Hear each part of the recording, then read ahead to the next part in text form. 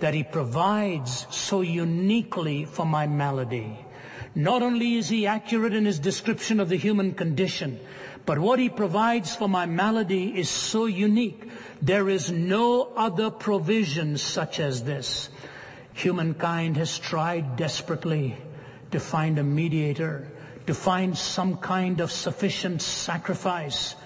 And I tell you, the more I look at the gospel narrative, the more I understand what our Lord Jesus is talking about in the cross, the more I know we have the most precious truth in the world.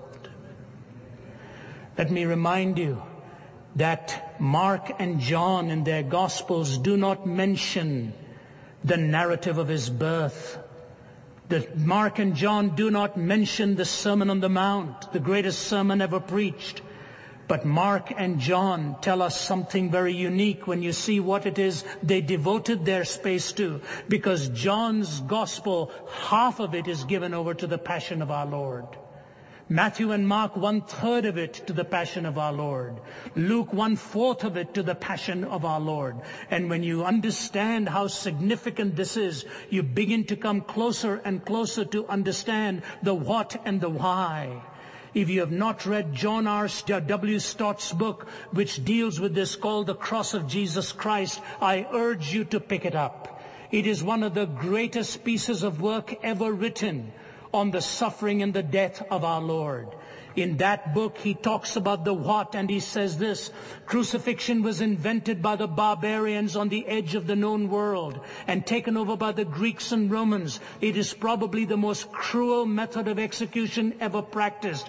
Delayed death is intensified until maximum torture had been inflicted. Roman citizens were accepted except in case of extreme cases of treason.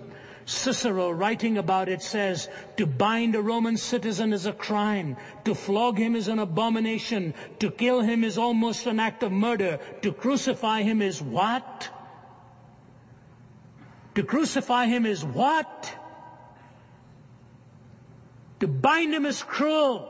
To flog him is cruel. To crucify him defies language.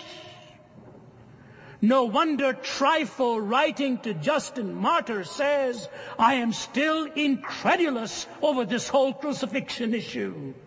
That's why Peter, in Matthew chapter 16, engaging our Lord in one of the most defining conversations ever had, because Jesus looked at him and said, who do men say that I am? Peter said, some think you're John the Baptist, some think you're Elisha, and on and on. And he says, who do you say that I am? He says, you are the Christ, the Son of the blessed Lord. And Jesus says, Simon, blessed are you, because flesh and blood has not revealed this to you, but my Father who is in heaven. And the scriptures tell us this: from that moment on, he began to tell them what manner of death he should die. And Peter looks at Jesus and says, never, never.